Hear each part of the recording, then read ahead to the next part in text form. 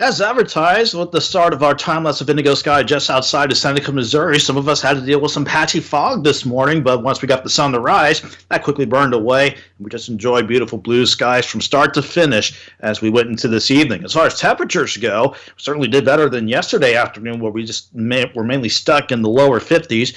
We did have to start off on a cold note, though, mainly upper 20s across the region, 28 at Joplin Regional. Then everyone went back near 60, if not into the lower 60s, for a nice Saturday afternoon. Still looking okay. It's getting a bit chilly, though. Joplin sitting at 50 degrees right now with the south breeze at 5 miles per hour, and that humidity starting to perk up a little bit at 57%. Elsewhere around the region, once you hop outside of Joplin and Columbus, everyone's pretty much back into the 40s. 43 in Stockton, 49 in Chanute, 48 in Welch, while we have Anderson at 48. We have 47 in Miami. And, of course, everyone's still on track to fall back into the upper 30s this time around. So a little bit better compared to this morning because of what's trying to sneak in from the west. A broader view in the Skywatch Storm Tracker shows a little cloud cover ahead of our next frontal system that will really make its presence known by the middle of next week. For the time being, though, it's trying to bring in some mid and upper level clouds out of western Kansas. That'll try to scoot in here overnight and to start the day tomorrow. In general, though, we were looking quiet this evening, and we've been quiet all day thanks to high pressure continuing to work into the Tennessee Valley. But that front that we're keeping an eye on, it is off to our west and eventually on the way once we get these upper level lows, one near the Gulf of Alaska and the other in Canada. Those are going to be slowly but surely pushing that front our way, and that's going to gradually up our rain chances quite a bit as we go into next week.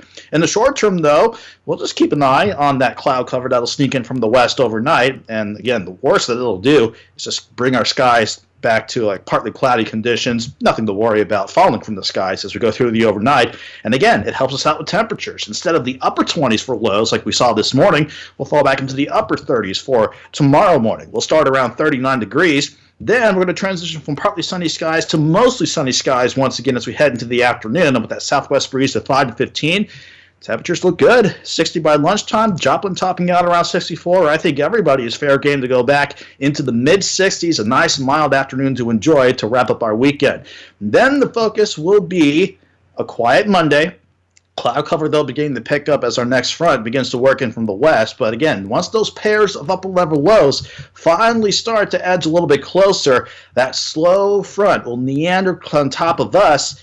And this wants to bring in quite a bit of rainfall chances our way. And if this is lining up, we could be dealing with maybe some heavy rain chances, especially by the end of next week. In the short term, though, we're keeping tomorrow dry, Monday dry. Tuesday, maybe a few showers, some scattered storms Wednesday, but then the rain chances really ramp up as we head into Thursday, Friday, and Saturday. In the short term, temperatures still look great. 64 tomorrow, 65 Monday, 66 Tuesday, mid-60s for the next 3 days.